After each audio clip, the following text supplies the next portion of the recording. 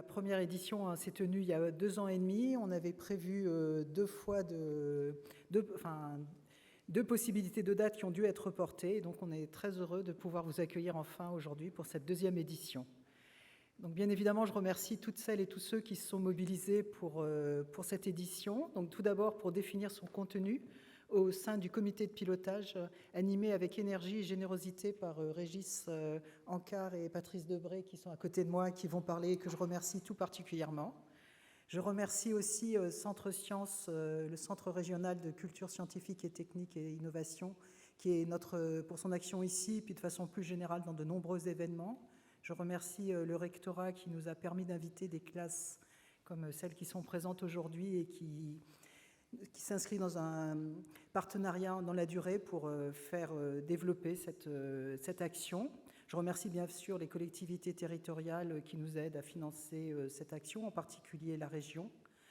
Et puis, bien sûr, le club de la presse, The Conversation, qui va animer la journée. Et de façon plus générale, tous ceux qui se sont mobilisés, en particulier dans le service de communication de l'université. Merci vraiment. Je voulais aussi insister sur le fait que l'objectif de ces 2 jours, c'est de présenter les connaissances actuelles sur différents sujets en lien avec l'environnement et la santé. Ça répond à des actions qu'on appelle, dans le terme consacré, avec et pour la société, et qui sont une préoccupation de longue date de l'Université de Tours et de ses partenaires, en particulier des organismes de recherche présents en région, dans un travail qu'on mène ensemble en collaboration. Et donc je m'exprime donc au nom de l'ensemble des représentants de l'enseignement supérieur et de la recherche. Ces actions, elles peuvent prendre de nombreuses formes, bien évidemment, en lien avec toute la diversité des recherches, avec les disciplines étudiées, avec les champs d'études considérés, avec la pluralité des approches, la variété des collectifs de recherche et aussi la nature des collaborations mises en place. En particulier, on va citer les collaborations avec la société pour développer des sujets qui répondent à ces questions et qui soient autant que possible co-construits. On peut par exemple prendre l'exemple ici à Tours, logiquement, des recherches menées autour des troubles du développement, avec des réflexions entre les soignants et les personnes concernées par ces troubles, pour identifier des méthodes de soins pertinentes et qui fassent sens au mieux pour les personnes concernées. On peut aussi parler, dans le lien avec l'environnement, de toutes les recherches menées sur la biodiversité, notamment des insectes, mais pas uniquement. Alors, développer les sciences avec et pour la société, c'est aussi développer des actions en direction des plus jeunes, et donc on se réjouit d'accueillir aujourd'hui des classes de lycée et de collège, et aussi des personnes éloignées des laboratoires. Et c'est un enjeu particulièrement important, en particulier aujourd'hui où on voit bien qu'il y a des controverses scientifiques et qui sont aussi pour certaines instrumentalisées, avec parfois des dénis sur des enjeux majeurs, comme le réchauffement climatique ou plus récemment dans la crise sanitaire. C'est pour ça que l'université et ses partenaires participent très activement depuis de nombreuses années, notamment à la Fête de la Science, qui est un rendez-vous annuel des chercheurs et chercheuses et du public dans différents sites, notamment à Tours, autour de la mairie, mais pas uniquement, aussi sur l'université. L'édition de 2020 a été numérique, ce qui a été l'occasion de permettre à des personnes habitant loin de pouvoir assister, ou près d'ailleurs aussi, de pouvoir assister virtuellement à des conférences. Ça a été une nouvelle expérience qui s'ajoute aux compétences déployées de longue date, notamment pour les formations comme la licence professionnelle proposée par l'IUT de Tours depuis de nombreuses années. Et l'ensemble, ça nous permet de favoriser des formats plus agiles et souples pour atteindre un public plus large, et c'est donc l'idée aussi de cette édition. Au-delà de ce qui se fait aujourd'hui, on voudrait aussi développer d'autres projets pour laisser plus de place aux arts dans le dialogue entre les recherches et les acteurs de la société civile. Concrètement, c'est ajouter une dimension artistique, émotionnelle et sensible à la recherche pour mieux échanger sur ces enjeux. Donc on voit, il y a de nombreux objectifs. Et aujourd'hui, on parle donc de détour des sciences. Ça s'inscrit dans cette même volonté d'aller vers le public pour expliquer ce que nous faisons, pourquoi nous le faisons, pour qui et comment. Et c'est très important et on est content de pouvoir dialoguer avec vous. On salue aussi le fait d'avoir cette salle récemment rénovée par le conseil départemental. Et aussi, donc encore une fois, d'avoir cet accueil de classes venues assister à ces conférences. Donc on vous invite à vous exprimer. Et à terme, on espère faire de cette action un événement récurrent de visibilité nationale. Alors pour finir, je voudrais dire que cette structuration d'une rencontre entre recherche et société, sur toutes ses facettes, c'est une entreprise exaltante et nous sommes heureux de d'y prendre part, de jouer notre rôle. Et on remercie aussi les associations LAFAS et MUR autour des actions d'animation de la science, de responsabilité des scientifiques, de prendre part et de nous aider dans cette action très large. Et donc je laisse la parole fort logiquement à Patrice, que je remercie de son action. Merci et bonne journée à tous et toutes. Merci.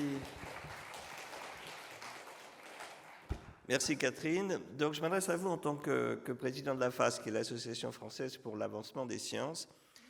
Et comme vous le savez peut-être, le dialogue entre la science, ou plus exactement entre les scientifiques et la société, ne date pas d'aujourd'hui, puisque cette association a été créée au XIXe siècle, au moment où Claude Bernard pensait qu'effectivement il fallait entamer un dialogue sur les grands sujets scientifiques du moment. Donc en fait, nous avons repris et poursuivi cette idée avec Catherine Beaumont et Régis Ancard, avec l'idée de ce dialogue, de permettre d'interagir les uns avec les autres à propos des grands problèmes du moment. Et c'est le but de réunions telles que celle d'aujourd'hui, ou tout simplement telles que celle de ces 2 jours, car nous avons voulu un temps long, de manière à ce que chacun puisse se pénétrer des différents problèmes d'ailleurs qui se sont réunis, pour cette fois-ci autour de l'environnement, et à chaque fois de manière à être multidisciplinaire, pour que chacun puisse faire entendre sa voix, pour que l'ensemble des thématiques puissent être abordées ensemble. Et c'est un des buts donc, de cette réunion que d'organiser le débat et que chacun puisse y participer. Donc je voudrais, pour conclure rapidement également, remercier bien sûr tous les partenaires. D'abord l'équipe de communication de l'université qui a été absolument magnifique, tous les membres bien sûr du comité de pilotage et puis les différents partenaires qui, outre la phase que je citais précédemment, comprennent l'université, les EPST, notamment l'INRAE et l'INSERM, les collectivités locaux-régionales et bien sûr Centre Sciences, et principalement donc l'université et même le CHU qui est, je dois dire, également partenaire, sans oublier nos collègues et amis journalistes et des médias. Voilà, merci à tous. J'espère que ces 2 jours permettront encore une fois de se rencontrer autour de ces diverses thématiques que Régis va maintenant vous décrire un peu plus avant et je lui passe la parole. Bonne journée. Merci Patrice, bonjour à tous. Vous avez eu raison de venir ici aujourd'hui puisqu'on vous a préparé un programme absolument formidable sur une question de société qui doit vous intéresser tous et qui concerne l'environnement. Cette journée a été rendue possible par le ministère de l'Enseignement supérieur, de la Recherche et de l'Innovation et les autres partenaires qu'on a cités, mais c'était important que vous sachiez qu'effectivement ce partenariat avec l'enseignement est extrêmement important et nous a permis de réaliser ceci. Comme l'a dit Patrice, ça fait 2 ans qu'on vous attend et on est très content de vous voir aujourd'hui. Alors l'environnement, ça fait peur. Et donc on va commencer par ça. On va commencer par doit-on craindre cet environnement ? On parle tous de pollution. Alors Yves Combarneau va nous parler des toxiques, des perturbateurs endocriniens. Et puis peut-être que pour vous, vous êtes d'ailleurs très sensibilisés, les jeunes, autour de ça. Pour vous, l'environnement, c'est aussi les déchets, le plastique. Et beaucoup d'entre vous, d'ailleurs, actuellement, vivaient avec une bouteille en fer. À mon époque, on avait plutôt une bouteille en plastique.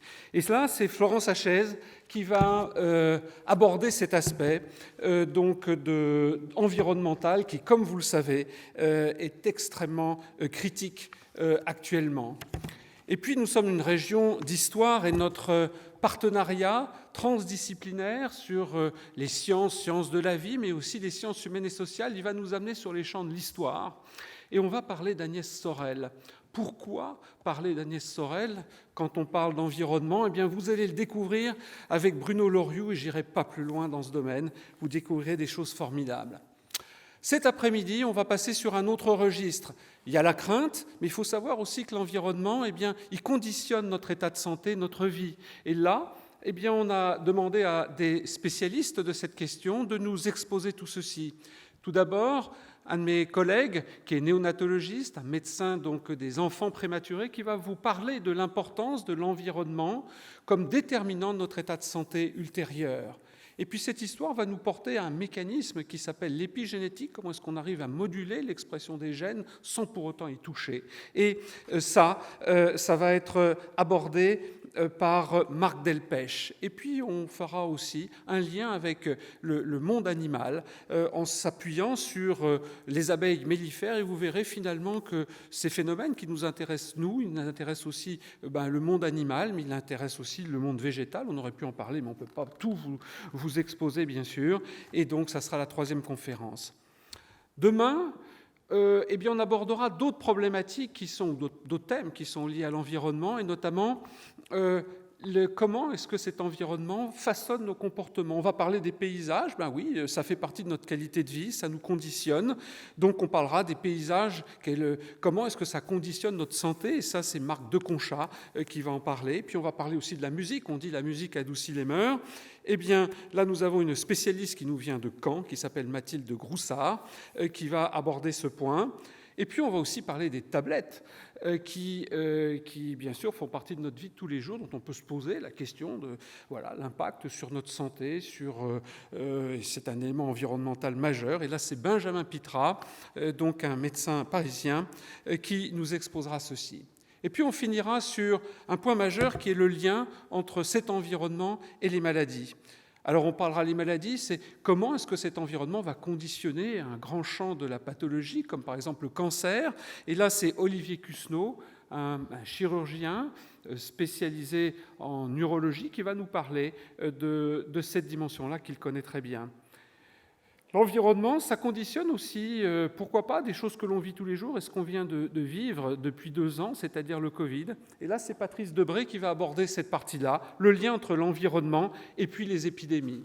Et puis enfin, nous finirons par l'environnement et l'être humain, en passant encore une fois, en se rapprochant du monde animal, et on verra ce que la chenille processionnaire, vous avez bien entendu, nous apprend dans ce domaine.